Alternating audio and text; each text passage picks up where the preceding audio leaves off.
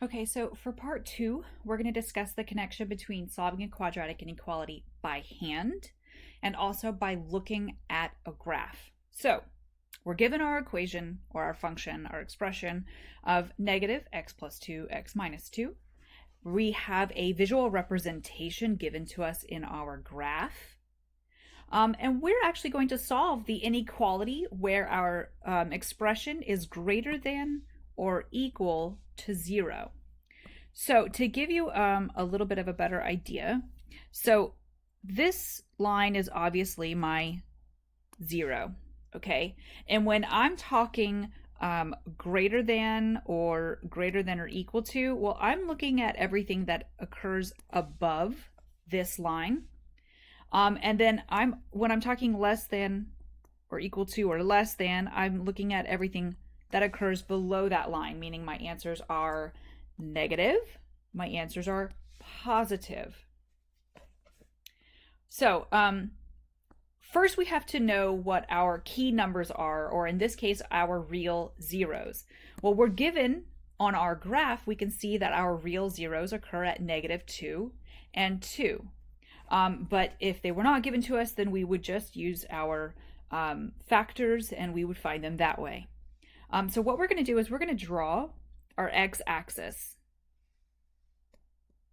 Okay, I'm going to put my negative infinity side, my infinity side, and I'm going to put my key values in where they belong. So I have a -2 on this side, a +2 on this side.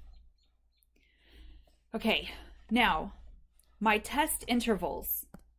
My first test interval is this first interval. It's actually between negative infinity and -2. My second interval is between -2 and 2.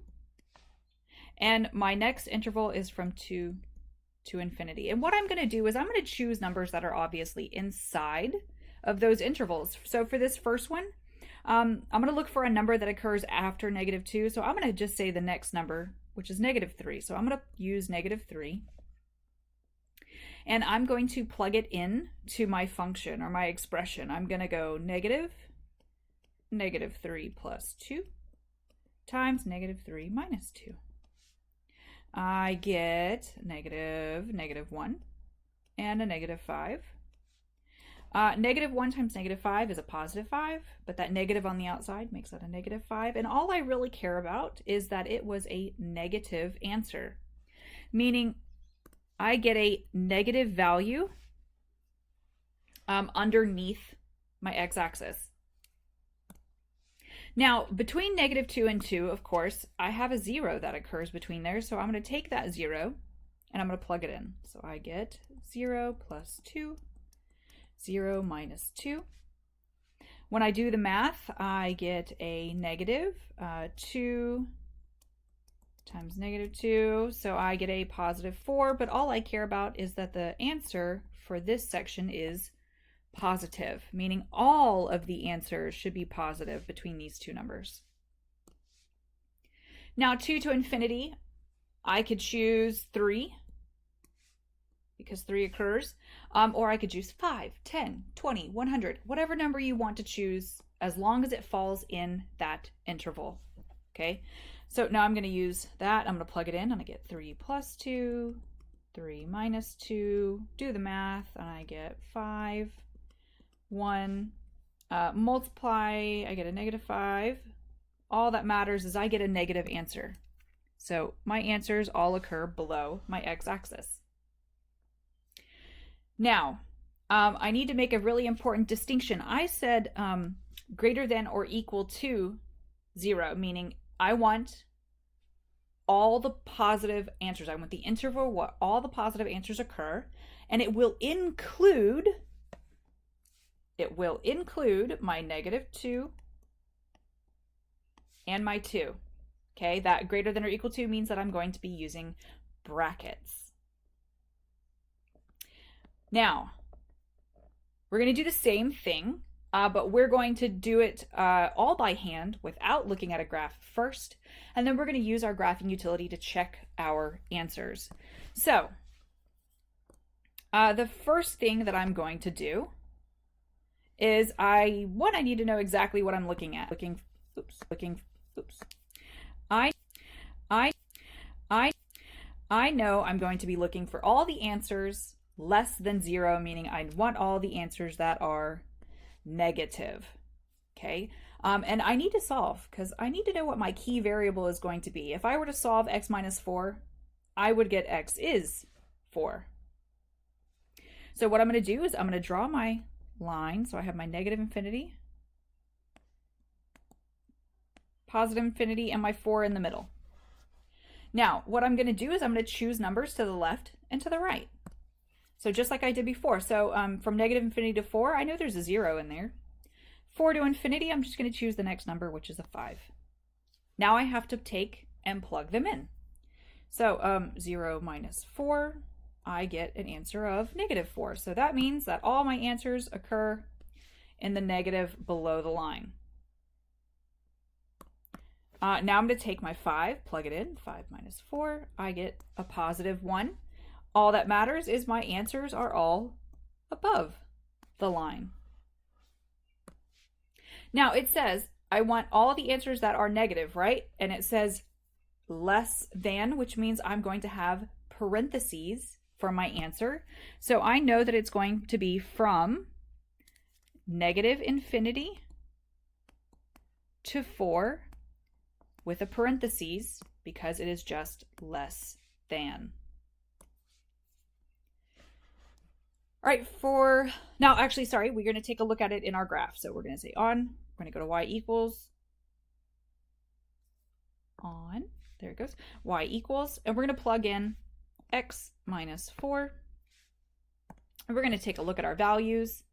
Now, if we go to 4, we're going to look at the number below it, right? We're going to look at, oh, we check 0, and of course, it's a negative answer.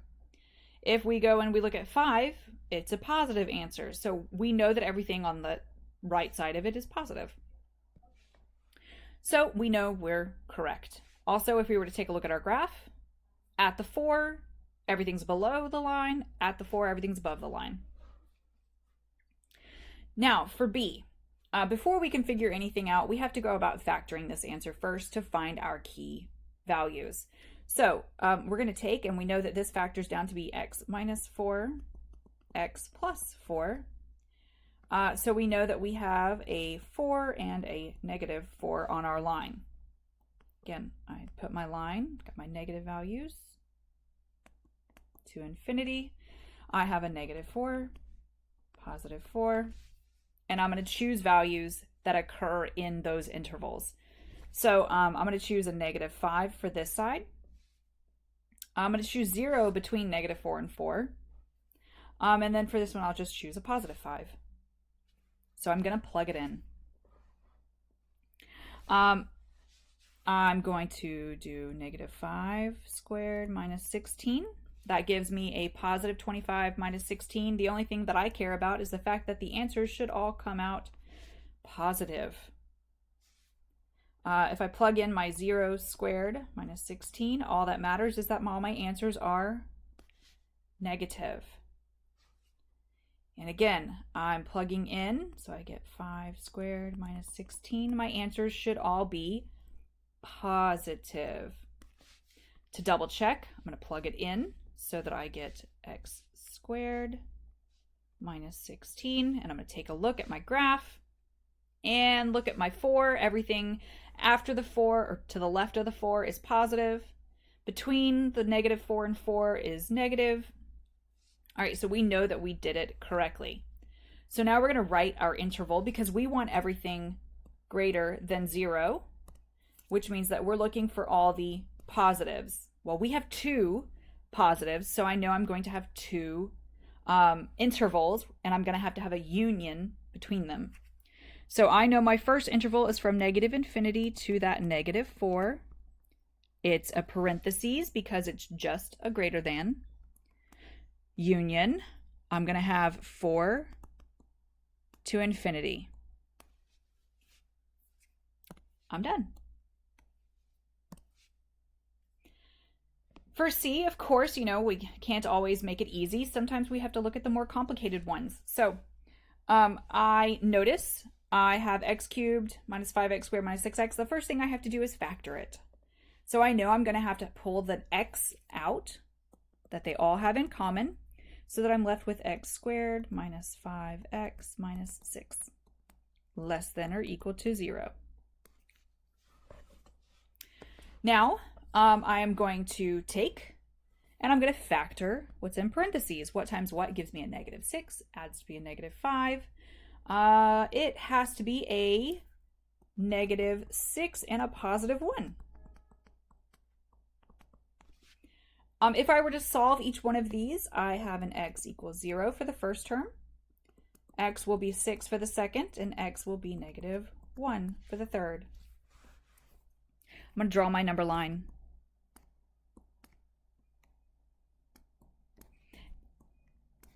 I have a negative 1 to the left, 0, and a 6 to the right. Now I'm going to choose my terms that I'm going to check. I'm going to choose a negative 2. Between negative 1 and 0, of course, is going to be a negative 0.5. Between 0 and 6, I'm going to choose another number. I can choose a positive 2. Or actually, you know what? I'll even go easier. I'll choose a positive 1. After 6, I'll choose a 7.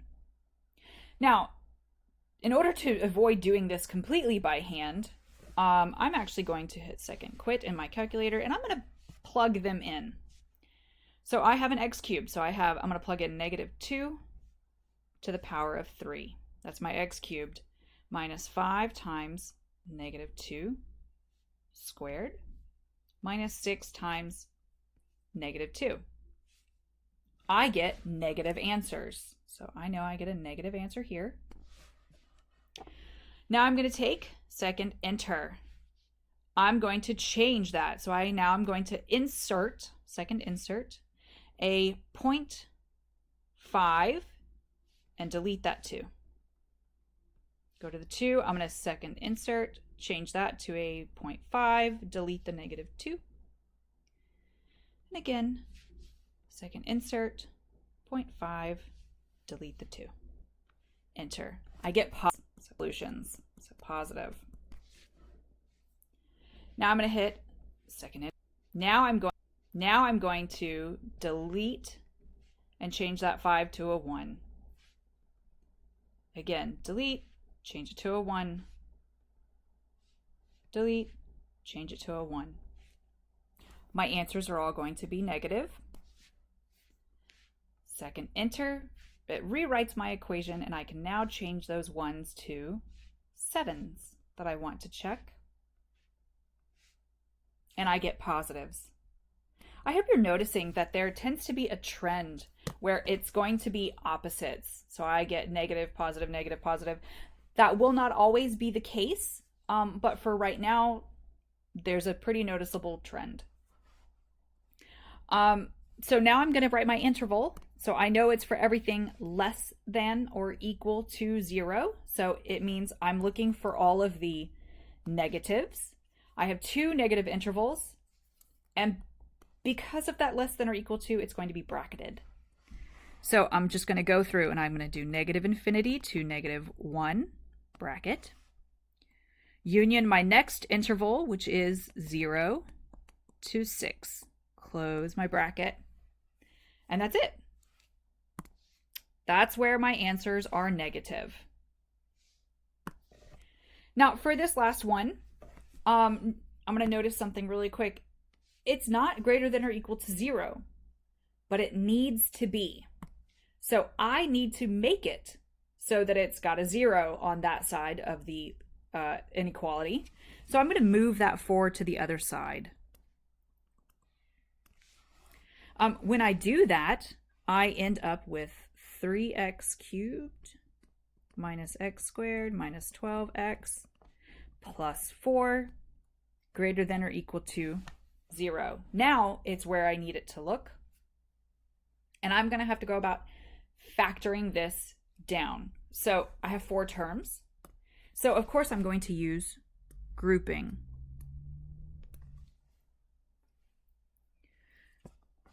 So I'm going to have to pull out an x squared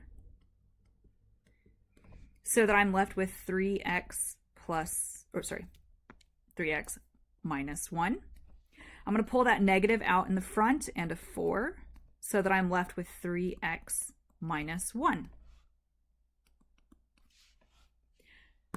Make my new factors, and I'm going to pull it down here. I'm going to get x squared minus 4 with a 3x minus 1. But of course I'm not done. I have a difference of squares in there, so I have to break down that x squared minus 2 even further. He's going to be x minus 2, x plus 2, and 3x minus 1. Now I can set those equal to 0, and I can find out what their terms are, the key values are. So I know I get an x is 2, x is negative 2, and this one I will end up getting a 1/3. When I move the 1, divide by the 3. So now I can draw my line. Now I'm going to put my key terms. So I have a negative 2, then I have my 1/3, and my positive 2. Right, 1/3, by the way, is like saying 0.33333 repeating, but we don't deal with decimals usually. Now I'm going to choose my values that I'm going to plug in. I'm going to choose, I'll choose negative 3, I'll choose 0, occurs between negative 2 and 1/3. Between 1/3 and 2, I'm just going to choose 1, and then I'll choose positive 3. Now I have to go about plugging it in. So to check that, I'm going to use my original equation, right? I'm going to do 3, instead of x cubed, I'm going to put negative 3 cubed, minus, instead of x squared, I'm going to put negative 3 squared, minus 12 times negative 3. And then, of course, that plus 4 that I moved over has to be on this side of the equation too, so I'm going to add him in there. I get a negative answer. So I have negatives on this side. Second enter. Change that negative 3, delete, and add a 0. Delete, add a 0. Whoops, as I 0, parentheses, sorry. Go to that negative, delete, add a 0. I get a positive answer. Second enter, change it to a 1. So that becomes a 1, 1, 1. I get negative. And just to be on the safe side, I also have to make sure that it didn't bounce off the x-axis. So I'm going to see if that's a 3, 3, 3. I get a positive. So again, I'm looking for everything greater than or equal to 0, which means I'm looking for the positive answers. So I also, because it's greater than or equal to, these are going to be brackets.